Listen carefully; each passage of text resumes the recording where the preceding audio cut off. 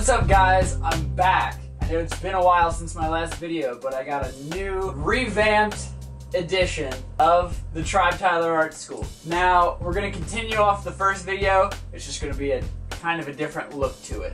In this second video, I'm gonna show you how to take what you learned in the first video and add some flavor to it. Do the stuff that people like to see. The extra little accent lines, I guess you could call it, without going overboard and making it look tacky, because if you do too much of it, people will just look at it and be like, I can't read it. I just don't understand. So without further ado, I'm just going to show you a few quick little accents that I personally like to use. And you can take these and build off of them, scrap them, do whatever you want with them. I don't care. It's just what I do, and I'm just going to show you guys how I do it. So let's get to it. So right here, what I'm going to show you is just how you can take what you learned in the last video and apply it here. So I'm just going to write out Tribe Tyler with the font that we used.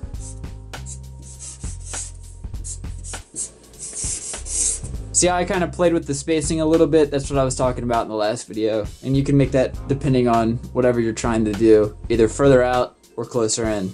And what I'm going to do to spice this up is I don't really want to do too much. So I kind of just like to add just little marks, little markings. Just see like what that did, it already gave it some extra character. Instead of going all out and doing sort of like, oh, get some stars in there. Yeah, stars look good. Oh, some dots. Always need some dots. Which, see, like all that stuff is cool, just not if it's all on one single piece. If you guys are gonna be writing many different words, don't use all your tricks on the first thing, you know? Because then afterwards, you're just like, oh, now what? Nothing's ever really original again. So we're just gonna scrap that.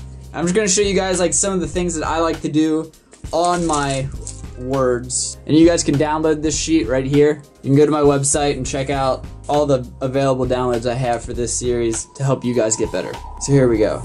Sometimes I like, in that last one I showed you, just simple lines, almost kind of like quotation marks. Sometimes I like to use dots too, like I used squigglies underneath, kind of like underlining, or just underlines.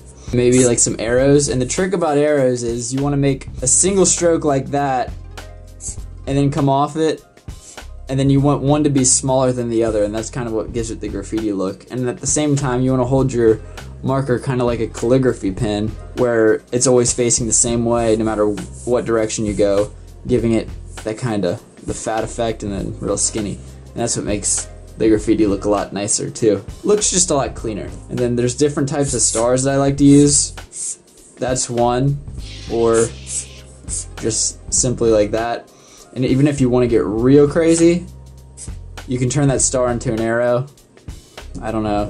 And then yeah, I like to give a break to the arrow sometimes, depending on the mood I'm in. Next, arrows are used in the same way that all of this is used, in which you don't want to use too many of them or else it starts to look tacky. It's kind of cool because it can tell you the direction of the letters that you want it to follow. So if you give it sort of like one of those, like a squiggle, see how I did that? I came down, keep the marker the same way, come down and go up and over, and then just give it a little arrow. You can put that underneath, or if you want, you could just do like a, oh, that was a bad one.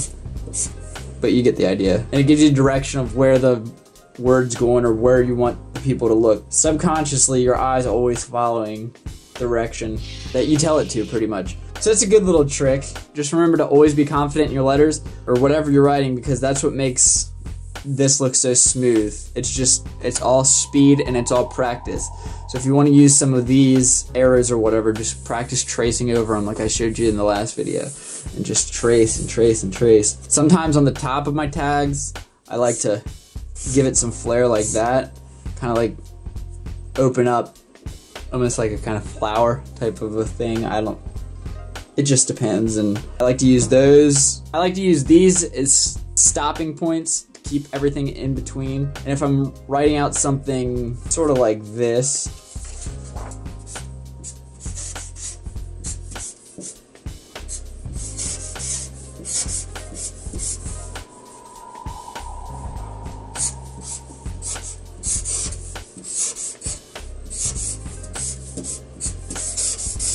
Then sometimes I'll put the dots in there or even underneath of it.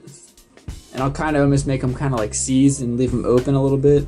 And you can get smaller as they go on. And I think it looks kind of cool. And then the same thing goes with the quotations.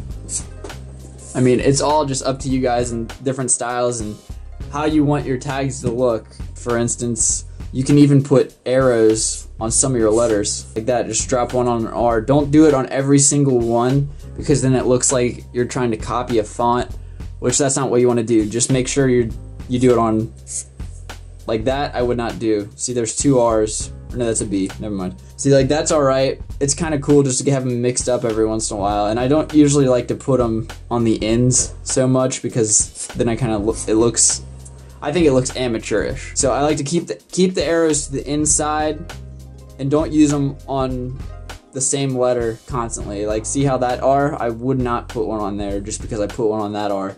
And vice versa, you know, and stuff like that. So just play around with what you have. And if you guys have any questions at all, leave them in the comments below and we'll address them in the next video. So I hope you guys learned something from this. Make the style your own is basically the premise of this whole series.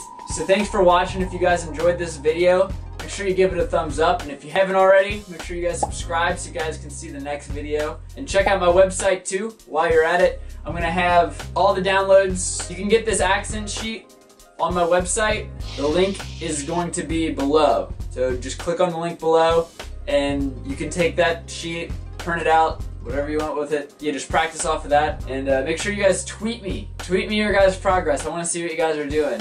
@TribeTyler, as you can see. It's been fun. I'm excited to get back to this. And see you guys next time.